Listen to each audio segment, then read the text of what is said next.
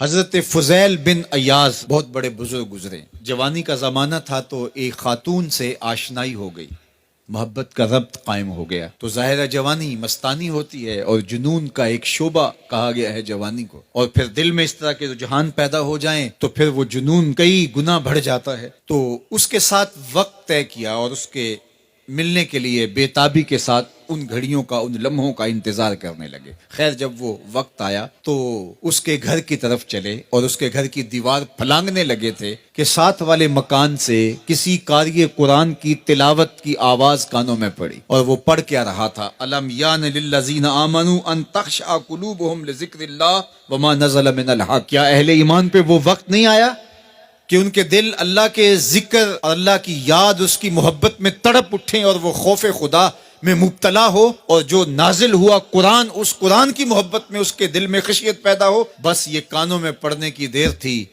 کہ دوبارہ گلی میں چھلانگ لگائی اور کہا میرے اوپر وہ وقت آ گیا ہے، اور جنگلوں کو روتے ہوئے نکلے. اور حضرت فضیل بن ایاز پھر ولیوں کے امام قرار پائے. اس آیت نے ان کی زندگی بدل دی. کسی کی 30 سال، کسی کی 40 برس، کسی کی 50 سال، کسی کی 60 سال زندگی یہاں موجود لوگوں میں سے کسی کی اس سے بھی زیادہ اور کسی کی کم. اس آیت کریمہ کو ذرا اپنے اوپر وارد کریں تو اللہ ہمیں نصیب کر دے کہ ہمارے دل تیرے خوف سے کانپ اٹھے اور تیری خشیت سے ہمارے دل لرز اٹھیں، اور قرآن کے ساتھ ہمارا ربط مضبوط اور مستحکم ہو جائے، اور ہم یہ اقرار کرتے ہوئے تیرے حضور حاضر ہو جائیں، مالک وہ وقت آ گیا ہے کہ ہمارے دل تیری یاد سے، تیری محبت سے، تیرے پیار سے مالا مال ہو گئے، اور اپنی باقی زندگی ہم تیرے پیار میں، تیری محبت میں اور تیری یاد میں بسر کریں گے. حدیث پاک میں آتا ہے کہ اگر کوئی شخص اللہ کے خوف سے رویا اور اللہ کے خوف سے رونے کی وجہ سے اس کی پلکوں کے بالوں میں سے ایک بال کی جڑ گیلی ہو گئی تو قیامت کے دن وہ بال کھڑا ہو جائے گا، اللہ یا تو مجھے نکال لے یا اسے جنت عطا فرما دے. تو اللہ جل شانہ اس بال کو تو آنکھ سے نہیں نوچے گا، بلکہ اس شخص کو اللہ جنت عطا فرما دے گا. اللہ اکبر. گناہگار کی آنکھ کا پانی اللہ کے غصے کی آگ کو ٹھنڈا کر دیتا ہے. اس لیے ہمیں رونے کا کہا گیا، فَلْيَضْحَكُوا قَلِيلًا وَلْيَبْكُوا كَثِيرًا. اللہ اکبر. ارشاد فرمایا کہ تھوڑا ہنسا کرو، زیادہ رویا کرو. صحابہ کو ہنستے ہوئے دیکھا تو آقا کریم علیہ السلام نے فرمایا کہ تمہارے تک اللہ کی امان نہیں پہنچی اور تم ہنس رہے ہو. عرض کی حضور اس کا کفارہ؟ تو فرمایا اس کا کفارہ یہ ہے کہ جتنا ہنسے ہو اتنا ہی تمہیں رونا پڑے گا. میں اور آپ ذرا اپنی زندگی پر غور و تدبر کریں. ہماری زندگی میں ہنسنا زیادہ ہے یا رونا زیادہ ہے؟ سویر سے لے کر شام تک کہے زیادہ ہیں، ٹھٹھے زیادہ ہیں، مذاق زیادہ ہیں، لطیفے زیادہ ہیں، یا عبرتیں زیادہ ہیں؟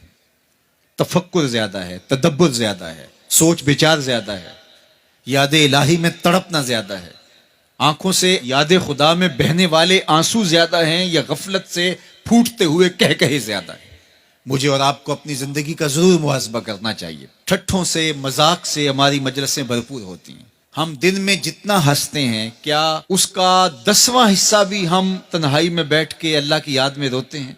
اگر ایسا ہے تو مبارک ہو، اور اگر ایسا نہیں ہے تو اللہ سے آنسو مانگو، اللہ سے درد مانگو، اس کی یاد میں رونا مانگو، اس کے ذکر میں تڑپنا مانگو، اس کی محبت میں بے تابیاں مانگو، آنسو مانگو، سسکیاں مانگو. تڑپنے پھڑکنے کی توفیق دے، دل مرتضی سوز صدیق دے.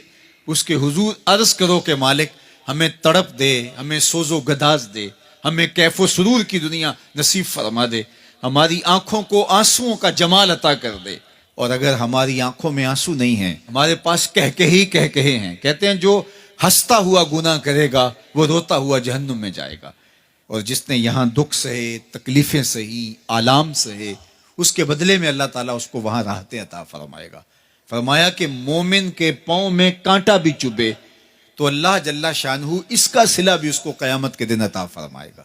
تو یہ جو تفکرات ہیں، یہ جو دکھ آتے ہیں، یہ جو تکلیفیں آتی ہیں، مصائب آتے ہیں، مشکلات آتی ہیں، اذیتیں ہمیں پہنچتی ہیں، تو اس پر صبر کرنا چاہیے اور اللہ کا شکر ادا کرنا چاہیے کہ ہم ان مصائب سے گزر رہے ہیں، ان مشکلوں سے گزر رہے ہیں.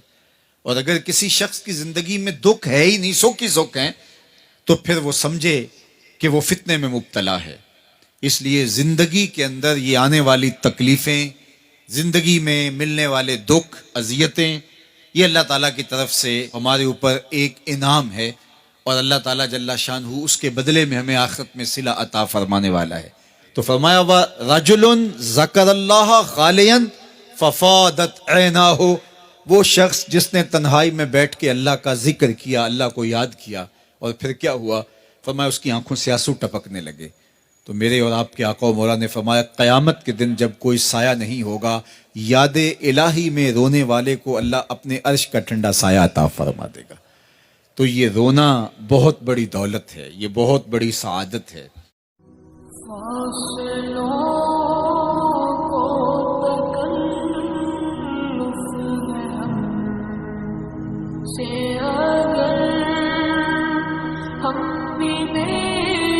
بس نہیں سہا